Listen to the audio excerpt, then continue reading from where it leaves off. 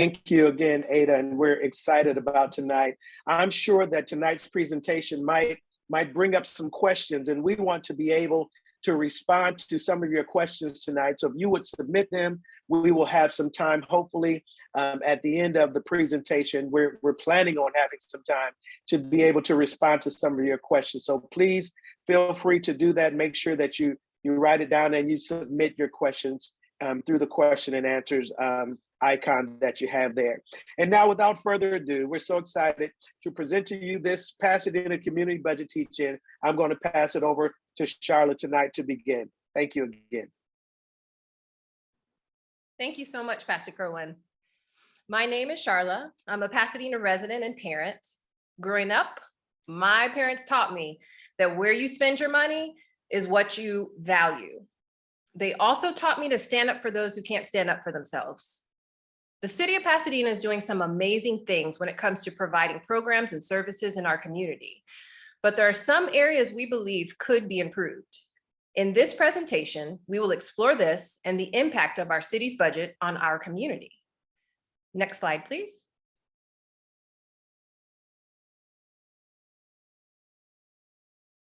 Who we are. We are a collective of regular, ordinary Pasadena residents just like you. We're not budget experts, we're not city employees, and we're not being paid for our work. We love our city and notice funding disparities in Pasadena's city budget, such as an underfunding of critical community programs. We decided to come together to advocate for funding for programs and services we believe deserve a more fair share of Pasadena's budget. What this is an opportunity for us to share what we've learned from our review of last fiscal year's city budget. We're here to break down barriers to information because, believe me, as a person who hates looking at numbers, the budget can be intimidating. Now, is there anyone else out there who doesn't have glorious dreams every night about numbers, budgets? Well, you're in good company with me. This is also a chance for us to inform you of areas of concern in the budget and to advocate for a budget that we believe will better serve Pasadena as a whole. What this is not a comprehensive budget presentation. We will be focusing on a few departments, and even within those departments, we'll hone in on just a few of the programs and services they provide. These are not the only programs and services we believe are important. Without a doubt, there are numerous other community needs to be met. One of the goals of this presentation is to be a launching pad for our community so that moving forward, we can unite and advocate for even more community needs. This is not a defund the police presentation. We fully understand that our police department, our city council, and some community members have voiced disinterest in such concepts. Correspondingly, some community members have voiced interest in such concepts. The good news is that whether you're interested in defunding the police, increasing funding to the police, abolishing the police, or maybe you might even be a police officer yourself, we believe there's something in our presentation for you. Our hope is that you will look at the data presented in this presentation and recognize the need for increased funding in our community. At the end of each portion of our budget presentation, we will discuss a list of demands that we believe will make Pasadena a better place. These demands will not include dollar amounts or detailed percentages. We're just not there at this point in time. This presentation is designed to be a springboard to spark community interest in advocating for a better, safer Pasadena, which provides opportunities for all residents to thrive. Next slide, please. Our objectives are to educate Pasadena community members on the city's budget, to explore disparities in funding of various city departments, to rally community members to push for budgetary changes that benefit all. Next slide, please. So here's a quick rundown of what you can expect during our presentation. First, we'll present some budget background on Pasadena's budget. Then we'll have our teach-in, during which we hope to cover, we'll definitely cover 4 Pasadena departmental budgets: police, housing, parks and rec and community service, and public health. We'll also briefly discuss the Rose Bowl Operating Company, the Rose Bowl debt, and the American Rescue Plan Act funds. At the end of this presentation, you'll hear our call to actions with ways you can speak up to make a difference and dates on which we encourage you to do so. We hope that At the end of our presentation, we'll have time to answer some pressing questions community members may have. So let's dive right in with some background information. Next slide, please.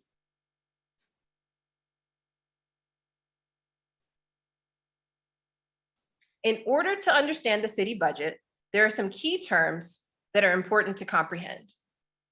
First, when you see the term operating budget, just know that this refers to the budget used to finance all the day-to-day expenses required to deliver services to residents. This contrasts a capital improvement budget, which is a completely separate budget consisting of projects aimed at improving the city's public infrastructure, buildings, renovations, things of that nature. You've already heard us use the term fiscal year. This simply refers to the 12-month period during which the annual operating budget applies. At the end of each fiscal year, Pasadena determines its financial positions, the results of its operations, and adopts a budget for the coming year. The City of Pasadena's fiscal year 2023 is July 1st, 2022 through June 30th, 2023. Our presentation will focus on 2022's budget, last fiscal year's budget, not fiscal year 2023's budget or this fiscal year's budget, because that will not be introduced until Monday's City Council meeting. Next slide, please. The term general fund just refers to the primary operating fund of the city. This is one way in which your hard-earned money in the form of taxes, payments for licenses, permits, services, and fines fund our city. According to our Department of Finance, the general fund is also paid for by forfeitures, investment earnings, rental income, and a variety of other sources. It's important to recognize that general fund dollars are some of the most valuable dollars a department can have. When general fund dollars are appropriated, meaning directed to a particular department, that department can essentially use the money without complex restrictions. Some people look at general fund dollars like pots of gold. This contrasts grants, which are contributions from another governmental entity that can only be used for a very specific purpose. Now, grants are short-term, they require rigorous application processes, and they're not guaranteed for future use. Next slide, please. Now, let's put some of these definitions to work. Y'all ready for school? This is a graph. You're going to see this at various points during our presentation. It shows fiscal year, or FY, 2022 general fund dollar appropriations to the various departments. It illustrates the broad range of appropriations from $0 at the bottom all the way to approximately $85 million at the top for the police department. I want to pause here to make a point. When I learned about these numbers, I was shocked.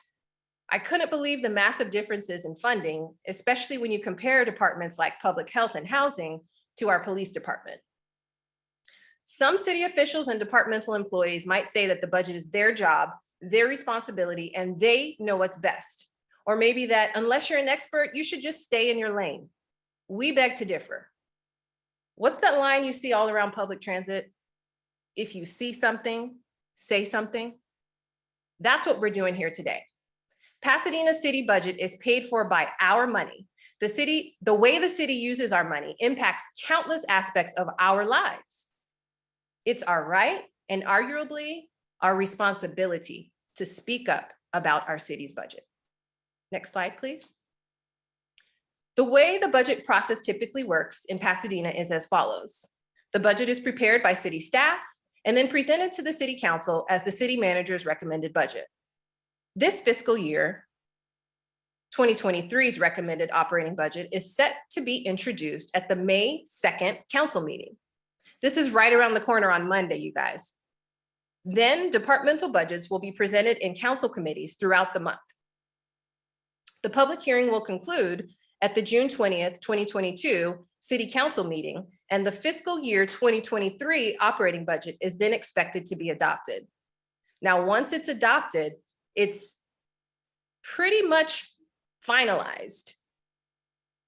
The flashing dots represent opportunities for community members like you to provide public comment during the budget process. Next slide, please. We know all of this might seem like a lot to take in. We want to remind you that when dozens of Pasadena residents united and demanded a community police oversight commission in 2020, our city council listened, and now we have the commission. But it took all of us, not just voices from one district or one race.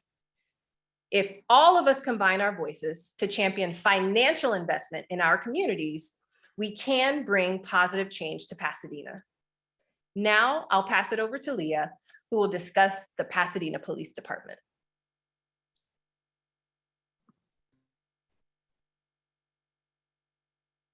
Hi, good evening, everybody. My name is Leah. I was born and raised in the San Gabriel Valley, and I've been a resident of District 3 in Pasadena since 2015. Tonight, I'll be sharing some findings on the Pasadena Police Department's fiscal year 2022 budget, providing some data on the department and some of its programs, and ending with some demands based on our group's analysis. Next slide, please. So what you're looking at right now is a graph of the police department's budget over the last 5 years. As you can see, PPD's budget has increased every year. And the total adopted PPD budget for fiscal year 2022 was $92,795,553. Next slide, please.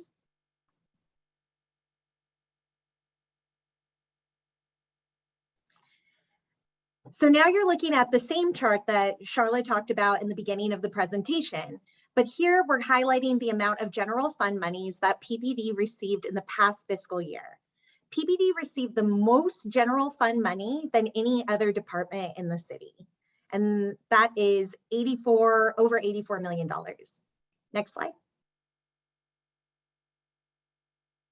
So why does this matter? Why do the numbers that I just showed you matter? You may have heard this before. It's said a lot during the budgeting process, but budgets reflect the priorities and values of a community. It's fair to say that the more we spend on one program or one type of service, that we as a community must value or find that service beneficial. By that measure, it's important to know that PPD has the largest total departmental budget in the city, and it also receives the largest portion of general funds, 91% to be exact. And as my co-presenters will discuss tonight, however, our city has a lot of unmet needs and underfunded programs.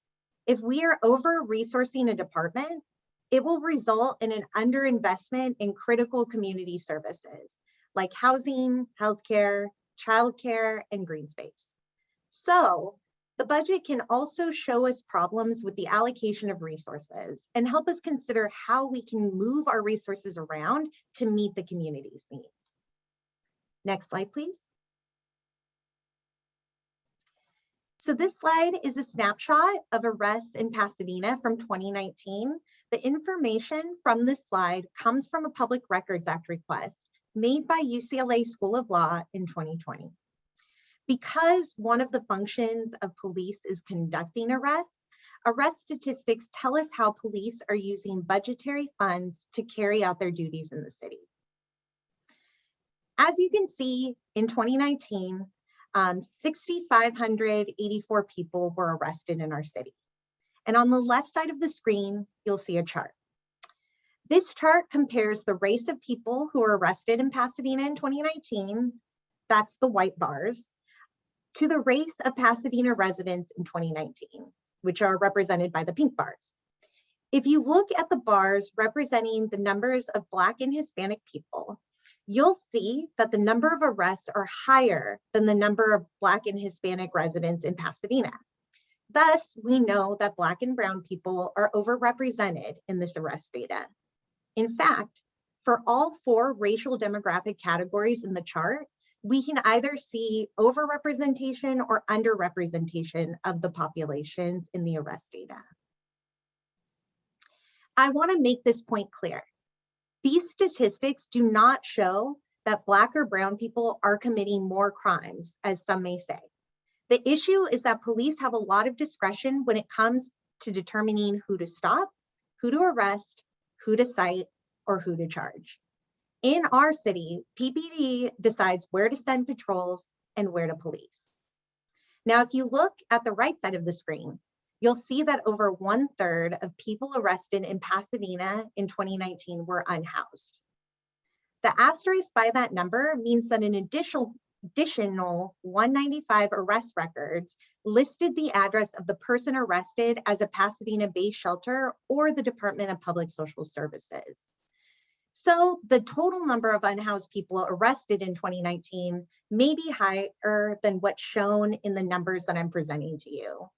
Additionally, over 1/3 of those arrested in Pasadena in 2019 were unemployed. One conclusion that can be drawn from this data is that there's evidence of income disparity in addition to racial disparity in who is arrested in Pasadena. Next slide, please. Calls for service are calls for police assistance. They can come from the community or be generated from police while out on patrol. Calls for service, or CFS, can tell us a little bit about what people are calling police for help with. There are about 120,000 CFS annually in Pasadena. In fiscal year 2021, almost 6,000 CFS were related to unhoused people, and almost 2,000 CFS were related to mental health crisis. The question is whether police should be spending time on calls primarily related to unhoused people and mental health. Can those services be provided by some other department or agency with staff that have more expertise in working with these populations? Next slide, please.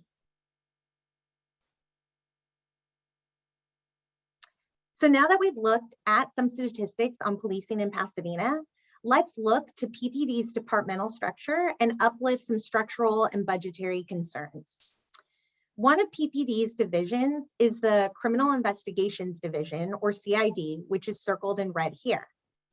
Within CID is the Neighborhood Services Section, NSS, which is also circled in red. And within the NSS, there are two teams, the Neighborhood Action Teams and the Homeless Outreach Psychological Evaluation Teams, or HOPE. We will be focusing on these teams specifically in this presentation. I won't be discussing the Pasadena Outreach Response Team here. This team is going to be discussed later in the presentation. Next slide, please. All right, so I am going to read the quote at the top of this slide in white that comes directly from the fiscal year 22 adopted budget report. The Criminal Investigations Division is responsible for, quote, addressing quality of life issues in the community, interacting with people suffering from homelessness or mental health crises, patrolling our local parks, etc. And I want to make clear that this is a sentence fragment pulled directly from that report. Within CID, neighborhood action teams are a bicycle unit that are designed to, quote, prevent quality of life issues. It's a good thing for the city to be focused on preventing quality of life issues. But what quality of life issues are include things like houselessness, sleeping in the street, and performing normal human functions in public. The solutions to these issues are housing, or even more immediately, portable and public showers, toilets, trash receptacles, and enough shelter to move people indoors. The function of police is not to provide housing or basic necessities. Police cite and arrest. Some of my co-presenters will talk more about other city departments and programs' approach to addressing these quality of life issues that you might agree fall more clearly within the function of that department and less within the function of PPD. Next slide, please. Now let's talk about the Homeless Outreach Psychological Evaluation, or HOPE team, which is within the Criminal Investigations Division. I'm going to read this sentence in white that's taken directly from the fiscal year 22 adopted budget. The main function of HOPE teams is to provide, quote, direct links to housing, mental health, and substance use services. HOPE teams are made up of PPD officers, clinical social workers, and outreach workers. And in fiscal year 22, the HOPE teams were funded to do the following. They removed 321 encampments around the freeways and in the city, responded to 304 incidents with people experiencing mental health issues, and handled 938 calls for service. There is nothing investigatory or related to criminal matters about what the HOPE team is doing. It makes more sense for mental health and outreach to our unhoused residents to be managed and funded out of our public health department, which my co-presenter, Charla, will discuss later in this presentation. Next slide, please. All right, so our demands, our group's demands. We want to reduce the amount of PPD's general fund dollars and redistribute those funds to other departments that could use more funding for community programs, like Parks and Rec, Housing, and the Public Health Department. The specific needs and ways that funding can be used by these departments will be discussed by the other presenters in this program. We also want to restructure PPD's department to move the functions and funding of neighborhood action teams and HOPE teams to the Public Health Department. And then finally, we want to remove PPD staff from these teams. I'll now pass it on to Fern, who's going to be talking about Pasadena's Housing Department. Good evening. Thank you for joining us tonight. My name is Fern Hayes, and I've lived in Pasadena for 50 years. Recently, I have been involved in advocating to interview every one of their candidates. And then I'm sorry, I think we have a mix-up. We'll go back to the beginning. I'm going to talk about the housing department tonight. Next slide, please. The mission of the housing department is to provide housing services for folks in Pasadena with low and moderate incomes. As an example, this means our housing department aims to serve families of 4 who make less than $93,000. Next slide, please. The housing department has several programs. They promote construction of affordable housing projects, such as Pilgrim Towers. There are 38 such projects in the city. They also manage new units under Pasadena's 20% inclusionary clause, such as the Trio Apartments on Colorado Boulevard, which has 18 units for low and moderate income families. Rental assistance is mainly provided using HUD Section 8 rental subsidies. During the COVID pandemic, non-city funds were available and emergency rental assistance funds were available. The MASH program assists low and moderate income homeowners with exterior painting and landscaping and construction of ramps for those with disabilities. This program also provides job training and career preparation for those adult workers. As of the 2020 homeless count, there were 527 residents experiencing homelessness in our city, with nearly 300 unsheltered on the night of the count.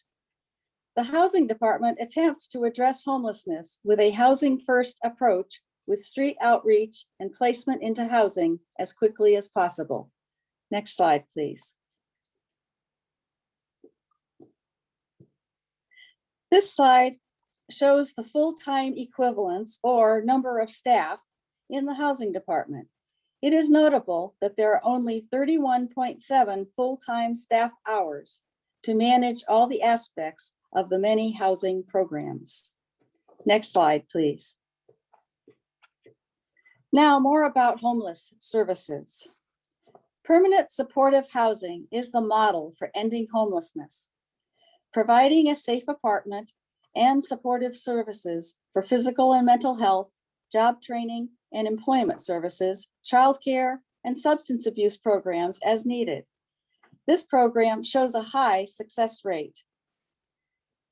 The downside is the length of time, several years that it takes from planning, finding funding, to construction and use. We have a few permanent supportive housing facilities in our city that are working very well. We have one that's under construction now, and in about 4 years, we will see that one in completion. It takes a long time. Interim housing is temporary funding between street outreach and permanent supportive housing. According to the housing department staff, People wait for many months or more than a year for scarce permanent housing resources. Currently, Pasadena has funds available for occasional motel rooms. If a local motel has rooms available for a night, a few homeless residents may be offered 1 or 2 nights with a bed and a shower. Once that night is over, the money is used up, the room is gone, and the person is back on the street. Some homeless funds were allocated to social service agencies to provide other short-term assistance services, such as hand washing stations, mobile showers, and hygiene kits. The reason you see so many people with all their possessions sitting on the bus benches is because there has been insufficient interim housing. Next slide, please. Here's that graph again that shows who gets money from the general fund. And there is housing way down on the list. Next slide, please. So let's look at more detail at the housing department budget. $40.7 million. 87.7% of that is from federal programs and state and county grants and loans. Less than 1.5 million is from the housing fund. And interim housing received none of that general fund money. In fact, only 2% of the housing budget was made available for interim housing. The takeaways are housing gets a small amount from general funds and so must depend on unreliable grant funds. And 2, housing department doesn't yet feel interim housing is important. Next slide, please. The main budget issue for housing is reliance on federal, state, and county programs and grants. It takes a great deal of staff time to research, apply, and reapply for grants, which are time-limited, competitive, and uncertain. Grants require exacting data collection and reporting. We think housing programs deserve reliable investment to keep them running smoothly. General fund appropriations are certain, not restricted for specific uses, and departments can plan, knowing what funding is available to accomplish long-term program goals. We think the housing department should be allocated more from the general fund, and interim housing should get its fair share. Next slide, please. The hole in Pasadena's services for the homeless is lack of a substantial interim housing program. People need individual locked sleeping quarters and secure storage space for possessions to begin to stabilize. They need case managers to provide support for all their needs to rebuild a life. Tiny home shelter villages, such as Esperanza Villa in Baldwin Park, or Arroyo Seco Village in Highland Park, which can be seen from the Gold Line, are working successfully. You can see the picture here that shows the model of the quickly built 6x6 rooms that have a bed and space for your things and a full electricity and internet access. Repurposing a motel would also provide appropriate individual units, and that's another model that has been used. An outlay of funds to establish one of these interim housing models would be well spent. As people moved on, the space and the services are ready for another to use. Next slide, please. Pasadena needs a stronger interim housing program and adequate case managers to support it. Another interim housing advocate said, the streets shouldn't be the waiting room for those needing permanent housing. At a recent city meeting, a housing department staff agreed, saying, it's very unsafe on the streets. People don't sleep a lot. Pasadena also needs more assistance for renters. 62% of Pasadena rents. Many pay over half of their income on rent. With the eviction moratorium ending, there will be increased requests for help and for legal assist. We think assistance for renters can prevent homelessness. Next slide, please. To have no shelter means lack of protection, continuous struggle, loss of dignity, and often a continuous downward spiral. No ID card, no phone, no address, all make it difficult to access services. It becomes harder to be helped the longer one is on the streets. And as we heard from Leah, large numbers of unsheltered residents are vulnerable to arrest by the Pasadena Police Department. We believe people should be housed, not arrested for loitering. Next slide, please. Therefore, our demands to the City Council are to increase general fund appropriations to the Pasadena Housing Department. We ask the Housing Department to fully fund upfront costs for a tiny home shelter or repurposed motel to provide for 75 to 100 people. To dedicate annual funding to cover the ongoing operations. To provide sufficient funding to meet the need for rental assistance. We also asked the city to establish a revenue-generating rental registry to allow the tracking of code violations, illegal notices, rent increases, and evictions, and to assure the inspections that are required every 4 years are performed. Please support us. Please support our unsheltered residents who cannot attend meetings and speak for themselves. And please support the many renters at risk of losing their homes. By making your voice heard at the upcoming budget hearings, you can say some of the information that you have heard tonight.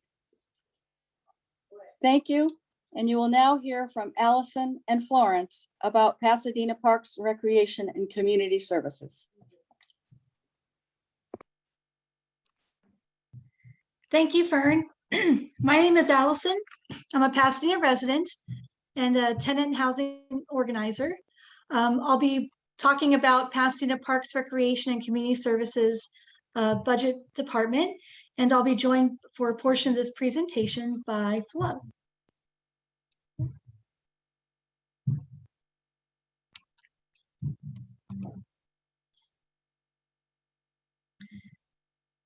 All right.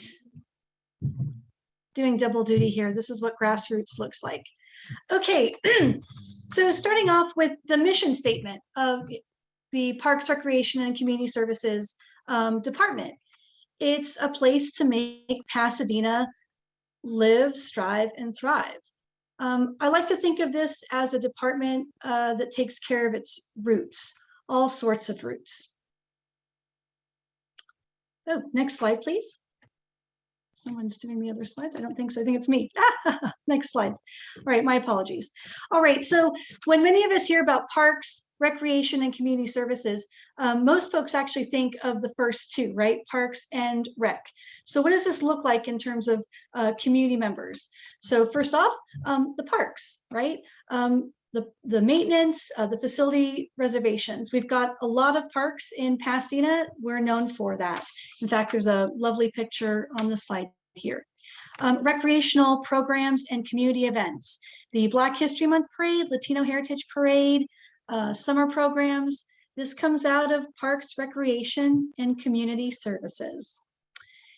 And lastly, community services throughout Pasadena.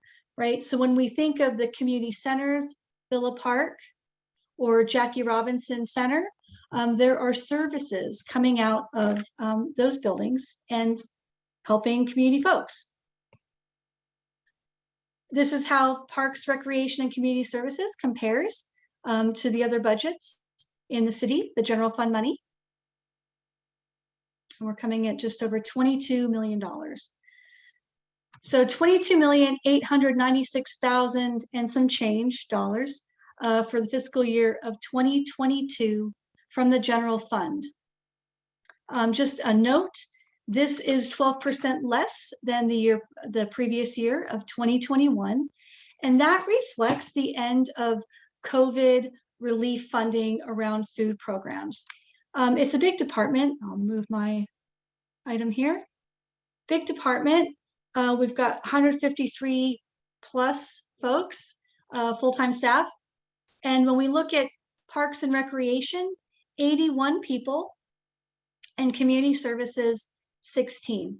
And it's really around community services that I want to focus my talk tonight.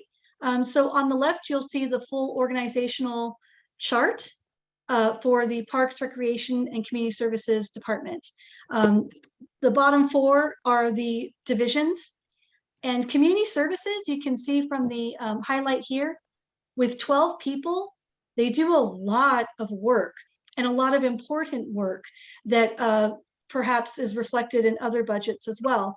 But you can see here, we've got the Rose Intern Program, as well as things like legal support services and referrals, housing advocacy.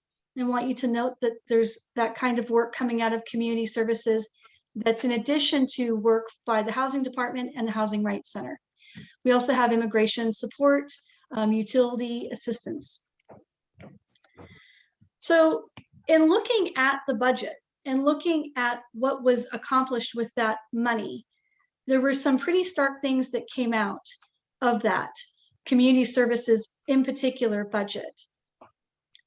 Over 4,000 Pasadena residents were helped with some really key things like housing advocacy, in particular anti-harassment. So if tenants are experiencing harassment from their landlords, these cases represent housing work done beyond, outside of the Housing Rights Center. Habitability issues, code violations, black mold, the things that make people sick.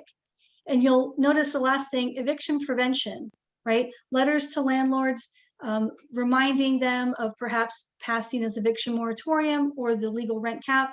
Again, in addition, beyond the housing department, but also other key forms like immigration forms, so that our friends and neighbors can live and work unharassed by local authorities or immigration authorities, unemployment insurance applications, Social Security and Medicare applications. But the other community need that stood out to all of us in looking at these numbers was the amount of food insecurity. 27,000 Pasadenians, food insecure Pasadenians availed of food. And while that's great, it indicates other needs that could be met by other departments. 27,000 people paid for other things first besides food. The rent eats first, and it's a sad truth. At this point, I'm going to pass it off to my co-presenter, Flo, for the community demands. Thank you. Thank you. Whew, I got here. Jesus. Okay. Parks and Recreation and Community Services, these are our demands.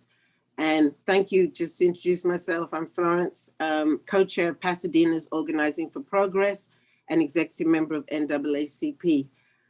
Also on the Police Oversight Commission. A dedicated residential code enforcement officer for housing issues.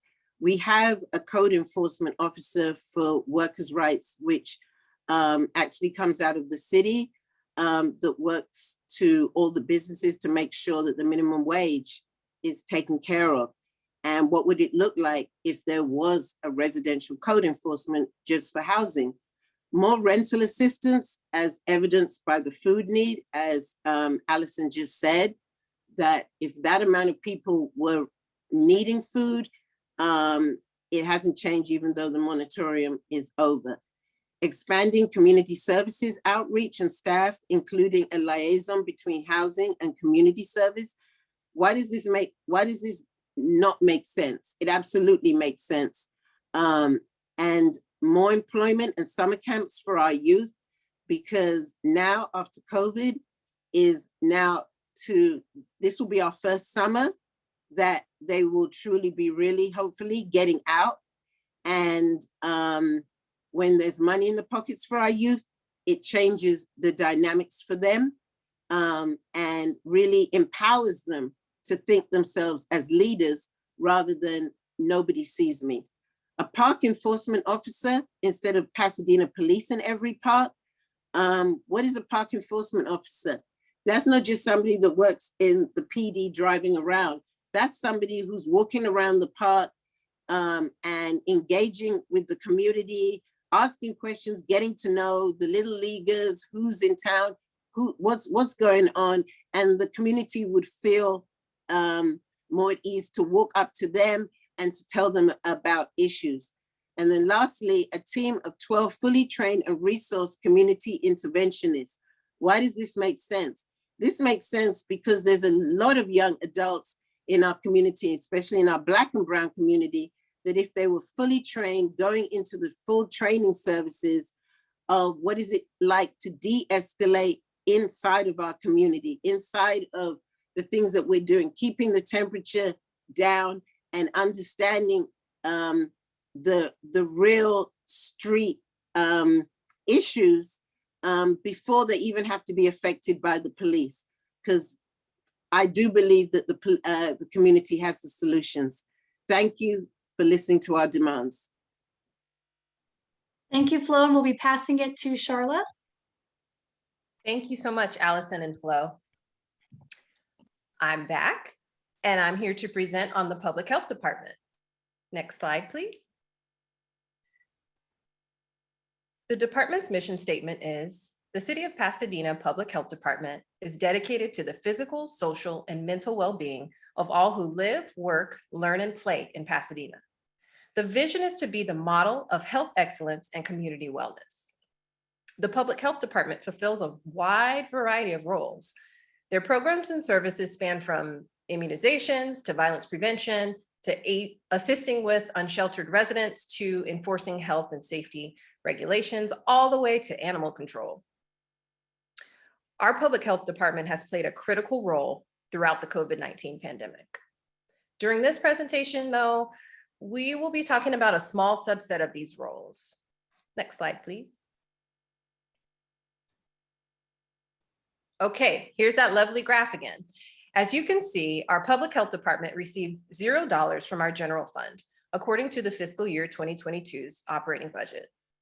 A variety of reasons may be behind this, but if we are to fulfill the department's vision of being the model of health excellence and community wellness, is 0 general fund dollars appropriate? Next slide, please. The Public Health Department's operating budget is about $20 million. As you can see in the chart, a variety of sources fund our Public Health Department, but the bulk of its funding comes from grants. Now let's be clear here, grants are not the enemy.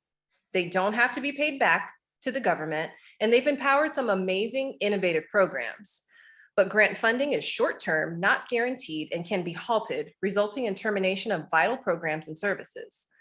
Although a variety of funding options can and should be pursued, ultimately, funding our Public Health Department will require our city to make the same type of investment that it makes in other departments. Like other more robustly funded departments, the Public Health Department plays a crucial role in Pasadena's safety. Next slide, please. So we've touched on the first two issues. No general fund appropriations and 50% of funding being from grants. Let's explore two additional areas of concern: inadequate investment in programs and services for violence prevention and unsheltered residents. Next slide, please. I really like the way this image conveys the interconnection of violence and healthcare. Next slide, please. So, why is it important to adequately fund violence prevention? This bullet hole in a Pasadena home is from one of the bullets that tragically killed a 13-year-old who was playing video games in his room last November. Our condolences go out to his family and to all the families in our community who have been impacted by violence. Preventing violence is a key component of community safety that we must prioritize. Next slide, please. Adequately funding violence prevention programs in our Public Health Department starts with recognizing a fundamental truth. Violence is a public health crisis. I know you're at home, but please say that with me. Violence is a public health crisis. This is a graph of some violent crimes in Pasadena in 2021. Victims of such violence don't just suffer from direct physical injury and loss.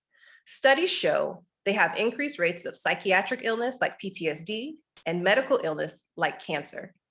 Some may look at this graph and argue, see, that's why we need more police department funding. We encourage you to consider a different perspective. These violent crimes occurred despite our police department receiving $85 million from our general fund. Meanwhile, our public health department received $0 from our general fund to invest in violence prevention. Please hear this. We want a safer Pasadena, just like you. Our public health department can play a vital role in creating a safer Pasadena. What if we invested general fund dollars into public health department programs to prevent violence? What if we did that? Next slide, please. If Pasadena made that monetary investment, we discover that public health approaches to violence prevention are safe, effective, and affordable, reduce injuries and shootings, thereby creating safer communities. The Cure Violence public health approach to violence prevention has shown excellent results in numerous cities. As you can see in the chart on the right, employment of this model significantly reduced shootings in New York, Chicago, and Philadelphia. Next slide, please. But don't take our word for it. Pasadena recognized the value of public health approaches to violence prevention and started Project Safe Pasadena in 2018. Based on the Cure Violence public health model, Project Safe Pasadena employed peer-based street outreach, case management, and community outreach and support. Next slide, please.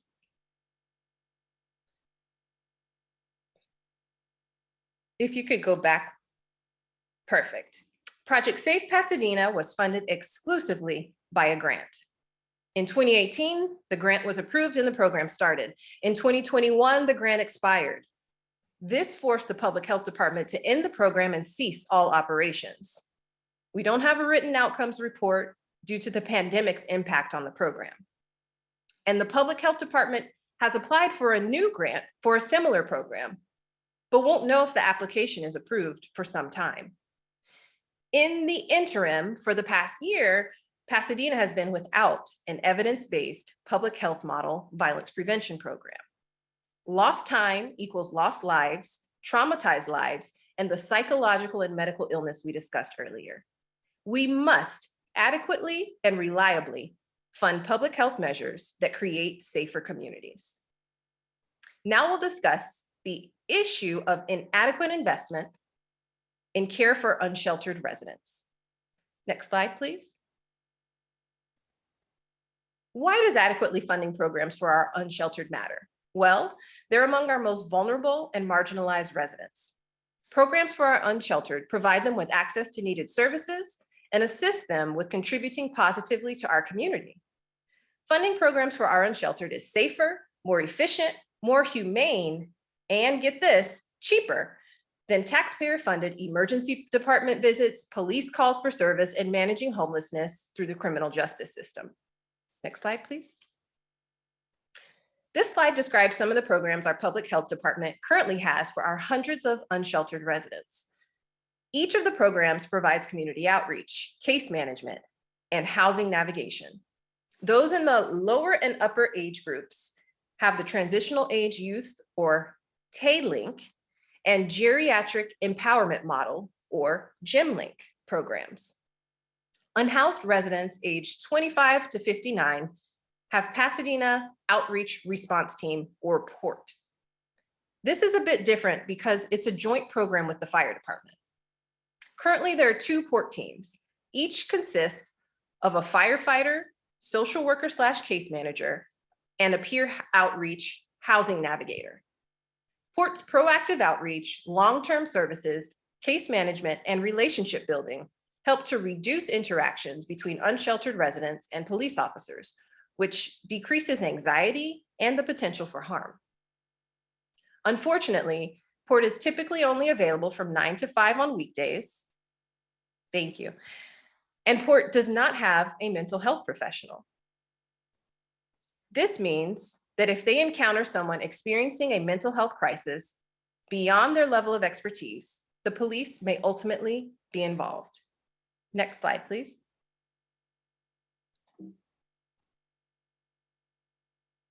GEM, TALINK, and Port are predominantly funded by, you guessed it, grants. The grants for Gym, Taylink, and Port Team number 1 end this year. What happens to these programs if future grant funding is not available? Port Team number 2 is a little bit different. For fiscal year 2022, $225,000 of our police department's general fund operating budget dollars were redirected to fund the second Port Team. Our police department recognizes the value of public health approaches to serving our unsheltered residents. This is great. But should our police department have an extra $225,000 in their $85 million general fund appropriations, while the entire public health department is directly appropriated $0 general fund dollars? What if we directly funded our public health programs, like Port, through general fund appropriations, instead of requiring them to rely upon grants or gifts from other departments? For fiscal year 2023 and 2024, Port Team number 2 will be funded through the American Rescue Plan Act, which we will discuss later in the presentation. The bottom line is that we must adequately and reliably fund programs for our unsheltered to help our community thrive. Next slide, please. All right, these are our demands for our public health department. Most importantly, we need to vastly increase general fund appropriations to the department's operating budget. This will create a safer, healthier Pasadena in which we all thrive. For violence prevention, we demand a fully funded, evidence-based, non-police affiliated violence prevention program with no lapses in programs or services. It is crucial that our comprehensive violence prevention program not be affiliated with or funded by our police department, because many of our marginalized community members have experienced trauma or even violence at the hand of police officers. For a violence prevention program to be optimally effective, care must be given to ensure that program leaders are trusted community members who live in the area being served.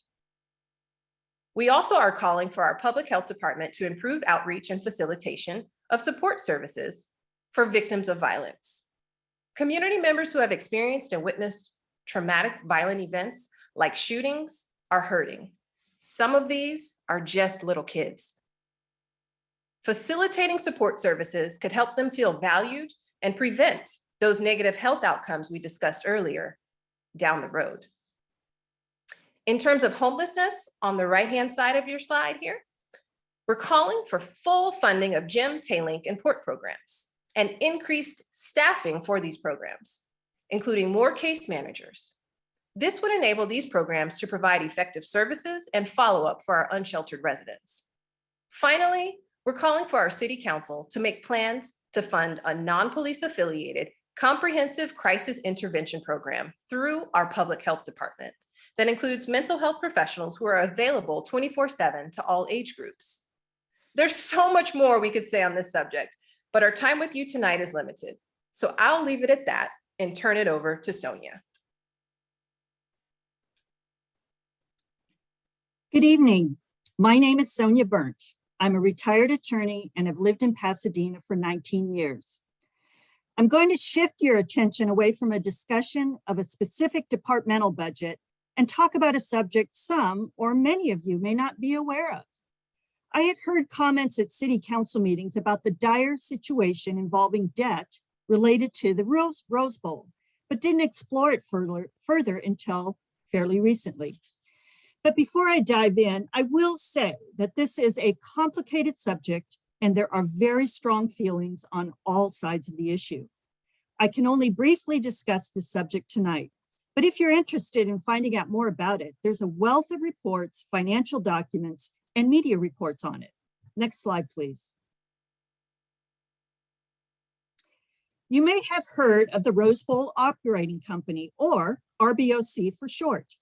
The RBOC is a legally separate nonprofit entity incorporated in 1994 that operates and manages the Rose Bowl and Brookside Golf Course. However, the city owns both of these assets.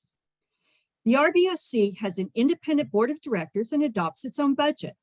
but its budget is also reviewed and approved by the City Council.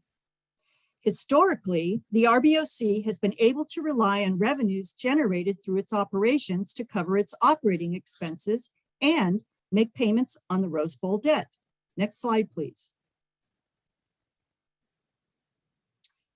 For several years prior to 2016, the Rose Bowl underwent a massive multi-phase renovation project financed primarily through bonds. Generally speaking, and without getting into details of these specific bonds, bonds are issued by a local government to investors in order to finance local infrastructure projects. The city then pays the investors back over a period of time with interest. The renovation included 54 luxury suites, 48 loge boxes, 1,200 club seats, state-of-the-art press boxes, and a new broadcast center. According to our city officials, the major renovations were necessary to keep the Rose Bowl's tenants and to remain competitive. The original cost estimate was $152 million. The last phase of the project broke ground in January 2011, and by mid-2012, the price tag had climbed to $176.9 million. 4 months later, roughly $184 million. Ultimately, the $152 million project cost around $183 million. As of May 2021, the stadium had collected a whopping $197.72 million in outstanding debt. Next slide, please. With the pandemic came a lot of canceled events and a lot of empty seats. Even before the pandemic, in fiscal year 2020, attendance at UCLA football games had decreased 30%. Then the magnificent state-of-the-art SoFi Stadium in Inglewood opened, and that, as well as other venues like the recently renovated Coliseum in Los Angeles, made it difficult for the Rose Bowl to compete. This combination of factors resulted in the RBOC not being able to cover the Rose Bowl debt. So the city had to step in a very major way to make the payments on the Rose Bowl debt. $11.5 million in fiscal year 2021, $10 million in fiscal year 2022. What will it be in fiscal year 2023? We're about to find out in the upcoming budget hearing. Thus far, these very substantial bond debt payments have been paid from the city's general fund and/or general fund reserve. But paying the Rose Bowl debt has exhausted much of the city's general fund operating reserve. The general fund operating reserve is money set aside that may be used to mitigate the economic effects of major events uncontrollable by the city. Next slide, please.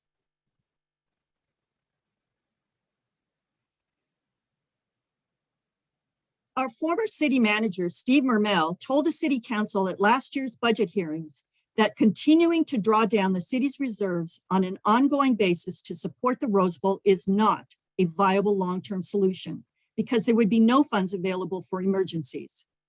According to Mr. Mermel's budget transmittal letter, over the next 5 years, the city's debt payments will continue due to Rose Bowl revenue gaps of $5.4 to $7.7 million per year. And that's not including the asserted necessary major capital improvements, which could be as much as more than $12 million per year for the next 5 years. Next slide, please. According to city staff last year, the fiscal year 2022 general fund 5-year financial forecast shows Pasadenans continuing to pay the Rose Bowl debt, resulting in deficits for our critical general fund, absent a solution. Last May, Mr. Mermel told the city council that, quote, a solution to the long-term obligations associated with the Rose Bowl Stadium must be found. Otherwise, it will become a draw on the general fund and will squeeze the operating budget. Question, will the city's continued payments of debt on the Rose Bowl diminish our general fund to the point our city will actually have to decrease its services? Next slide, please. So what can we do, if anything, about this major problem facing the city? We can demand that the city council commit to not using general fund money for Rose Bowl debt and pursue all other available options. At a special city council RBOC joint meeting last June, various options were discussed. The RBOC can continue to pursue alternative funding through donations and grants, including through the Rose Bowl Legacy Foundation. We do know that the Rose Bowl received a $9.9 million grant from the Small Business Administration related to the pandemic late last year. What is that money going to be used for? The RBOC can also pursue more revenue generating opportunities, and the RBOC is trying to do that. But is that going to be enough? There are other options, such as leasing or selling portions of the Rose Bowl property. This option may be considered outrageous to residents passionate about saving the Rose Bowl. But is that option more outrageous than not providing basic shelter for our hundreds of residents who have nothing? Is it more outrageous than allowing families to become homeless because they cannot pay their rent? These questions must be addressed by our city leaders. At the joint meeting between the City Council and the RBOC on June 8th, 2021, Mayor Gordo said he is forming an ad hoc committee to help the City Council address the situation. An RBOC representative stated at that meeting that RBOC staff would present an update on their budget to the City Council in approximately 4 to 5 months. If they did, it was not during an open session of a City Council meeting where community members could listen and weigh in. I'll close by saying we need to stay vigilant on this. The RBOC is scheduled to present its operating budget to the Finance Committee on May 9th at 3:00 p.m. Next slide, please. And now for some good news. I'm going to switch to the American Rescue Plan Act, or ARPA for short. Next slide, please. The federal government is providing states and cities a lifeline to help recover from the effects of COVID-19. Pasadena received approximately $26 million last May and will receive another approximately $26 million next month. The City Council appropriated most of the first $26 million last August. This year, according to city staff, approximately $6 million of the $26 million of our ARPA funds will be part of the fiscal year 2023 proposed budget. But decisions about spending the remaining $20 million will not be made until after our city hires its new city manager. Interviews for that position are scheduled for early June. Next slide, please. Congress wanted to make sure that the ARPA monies are spent on things related to the pandemic. So there are 4 main eligibility criteria for spending the money. But it is critical to understand that the federal guidance for this substantial funding specifically states that it is, quote, to meet pandemic response needs and rebuild a stronger, more equitable economy as the country recovers, unquote. The first eligible use is to respond to the public health emergency and its negative economic impacts. There are many eligible uses in this broad category. A couple of them are to assist households facing negative economic impacts and for uses that address the disproportionate impacts of COVID-19 on low-income communities and people of color.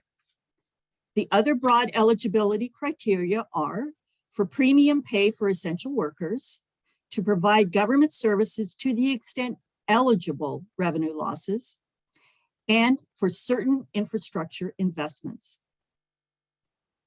Last August, our City Council approved the spending, next slide, please. Last August, our City Council approved the spending plan for the first ARPA funding, and here are the largest appropriations. $9.8 million to the city's general fund to backfill the city's revenue losses due to the pandemic. Over $8.5 million for sidewalk improvements, traffic signals, bridge enhancements, and other capital improvements. $2 million to remodel Fire Station 38, and $925,000 for COVID-19 testing for unvaccinated employees. Something to note about the one at the top here is that this large chunk of ARPA money to the general fund did little to help departments like the housing and public health departments, because as we've seen this evening, they receive very little funding from the general fund. Next slide, please.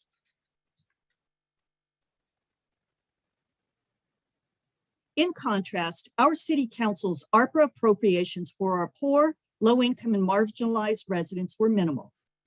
$400,000 for bridge housing, which is like interim housing, but only for PCC students. A mere $150,000 for eviction prevention legal services. Just $200,000 for community violence prevention intervention efforts. And $550,000 for the second port team to fund fiscal years 2023 and 2024. Something that stands out for me about these spending priorities is that our city council appropriated more funding for the traffic signal at Orange Grove and Craig than for bridge housing for our nearly 300 unsheltered folks. Many residents were outraged with the city staff's recommendations last year. Now our pushback wasn't in person like the photo here illustrates, because the city council meetings were held remotely during COVID. But there were lots of people who spoke at the hearing remotely, and there were many letters advocating for more ARPA dollars for community services, especially for our poor and marginalized residents. Ultimately, of the total ARPA funds our city received last year, $26 million, our city council directed approximately 8% for programs for our poor, low-income, and marginalized residents. This was unacceptable given that, as I mentioned earlier, the federal guidance for spending ARPA specifically states that the funds are to meet pandemic response needs and rebuild a stronger, more equitable economy. Next slide, please.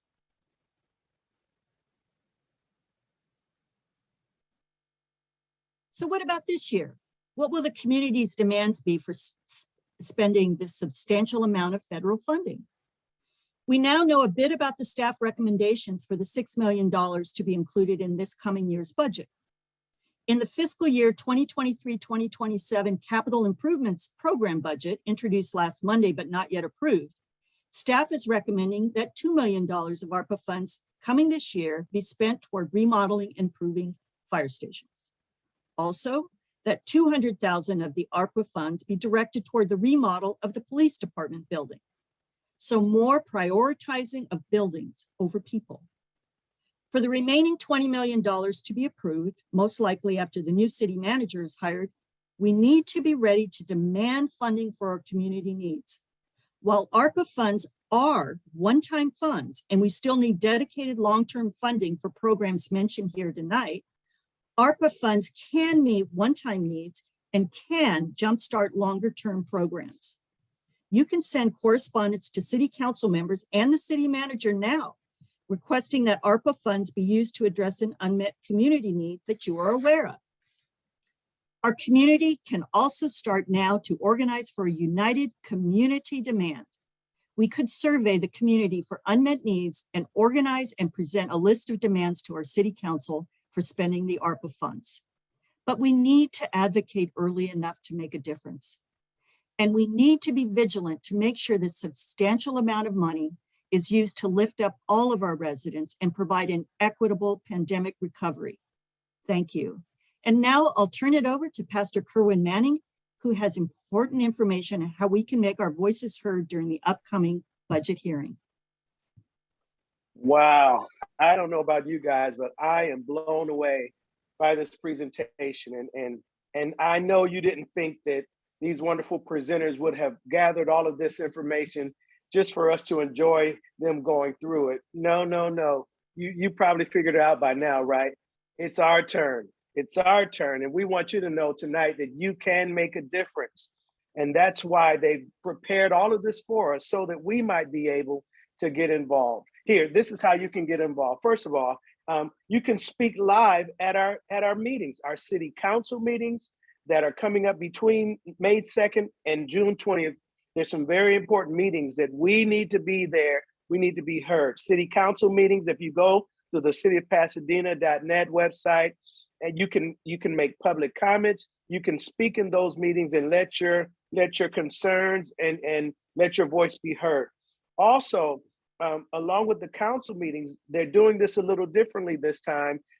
Concerning the fiscal budget, there's going to be separate committee meetings. So we have to also attend these committee meetings. Again, you can go to the City of Pasadena's website, click on commissions and public comments, and you can also be a part of those meetings. Let your voice be heard.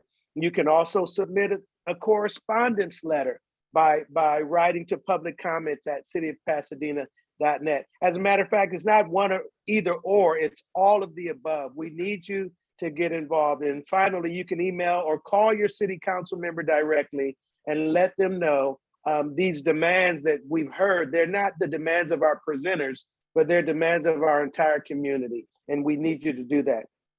Next slide, please. So here are some of the upcoming city council meetings with budget discussion. Couple of very important ones. The next one, Monday, May 2nd at 4:30. And then June 13th will be another opportunity for an agendized section in the actual city council meeting. And we need to be present, you guys. We have to speak up.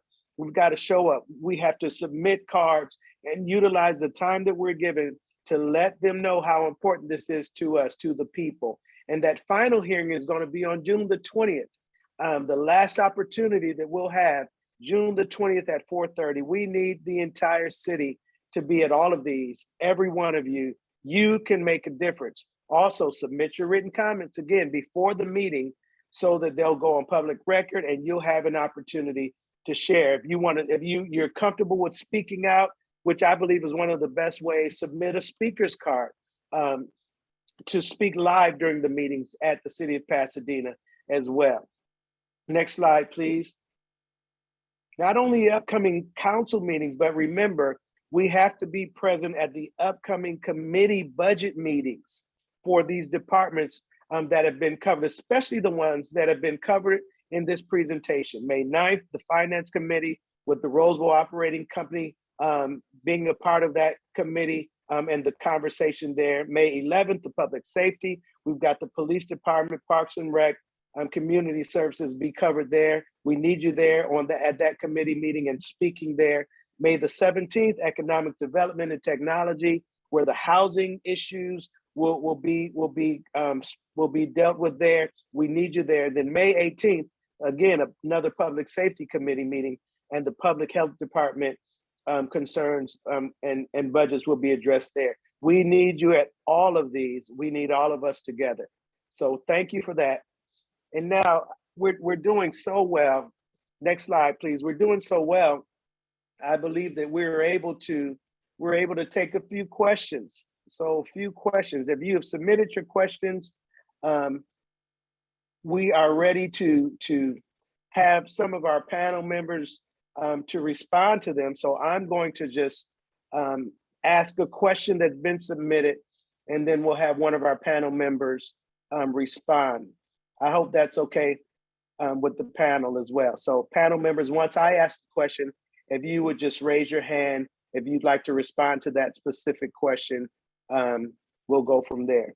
The first question says, do the organizers of this presentation plan to incorporate community members? Will a coalition be created to push these budget demands? If I have interest in participating in budget advocacy, could I? That's a great question. I see Leah threw her hand up real quick. Leah, you can answer that question for us, please. Yeah, sure. So I typed a response in the chat, but I'll just reiterate it for everybody. We have a toolkit that we created with a summary of our demands and all the dates and times of upcoming meetings. I included the link to the toolkit in the response to Gina's question, and I'll also drop it in the chat. You can also follow up with one of our group members, Sonia, who has kindly agreed to, receive emails from community who are looking to get more involved and to do more work on raising up our demands. And so I'll drop that in the chat as well. Wonderful, wonderful. Thank you so much, Leah. We've got another question. Has anyone suggested public banking? Is that a possibility in Pasadena? Do we have a panel member that would like to address that question concerning public banking?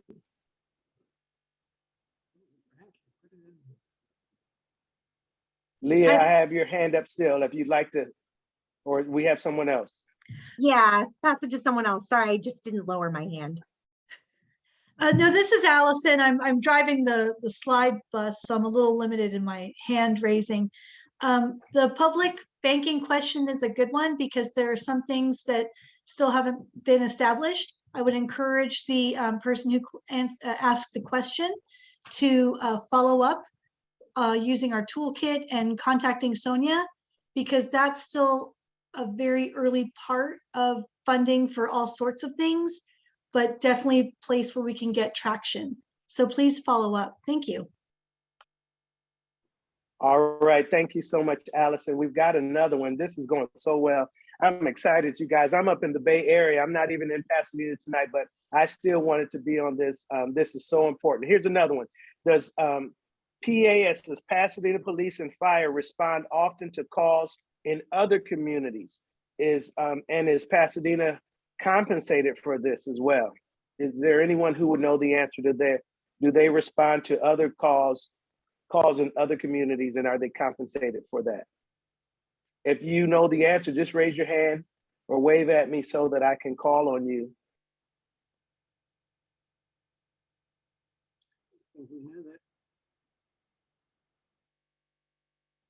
Okay, Sonia, can you help us with that? I don't have statistics for that specific thing, but I really encourage you to contact the police department and find out what the ratio of doing calls to other cities is and whether they're compensated. I do know that we do actually around the Rose Parade, we contract with the Sheriff's Department to provide services to Pasadena during the 3 days, and it's 1.9 million to the County Sheriff's Department per year, 1.9 million for 3 days of providing those services. Okay, all right, thank you so much, Sonia.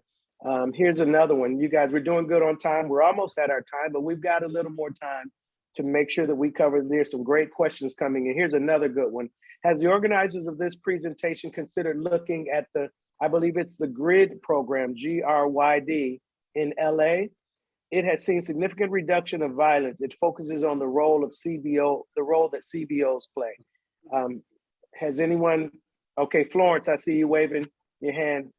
Thank you so much. Yes, the GRID program is definitely a great program. And one of the main reasons that it's a great program because it focuses on training. But the difference between the GRID program and the one that Charlotte presented was that the one that Charlotte presented under the Public Health Department was created, as she said, under a grant. And the GRID program is usually a program that goes under Parks and Recs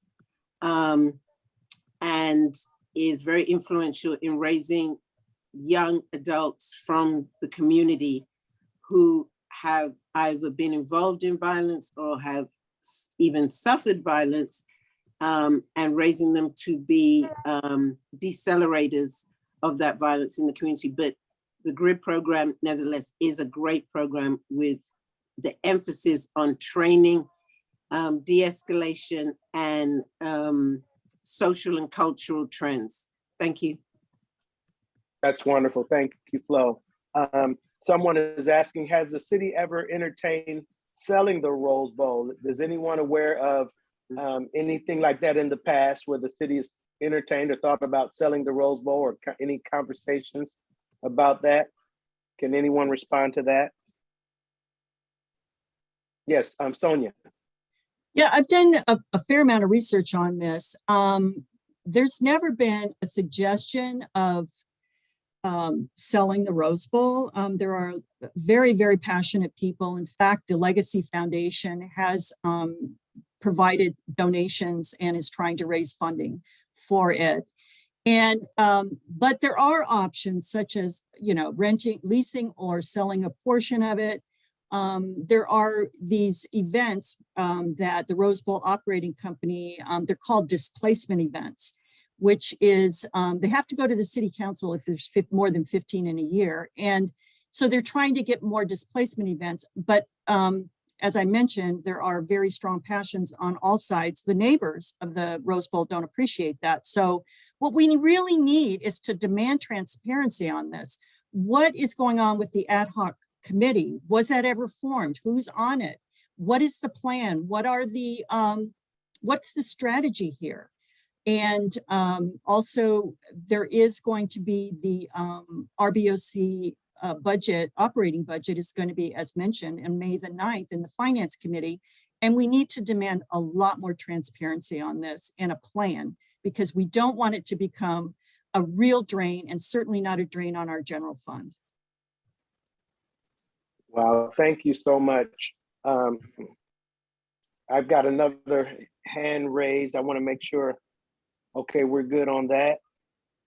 If you have any other questions, you only have a minute to submit it real quick. I can't respond to raise hands in the general box. You have to submit that so that we can see it. Again, you know, if you're like me, I'm overwhelmed by this presentation.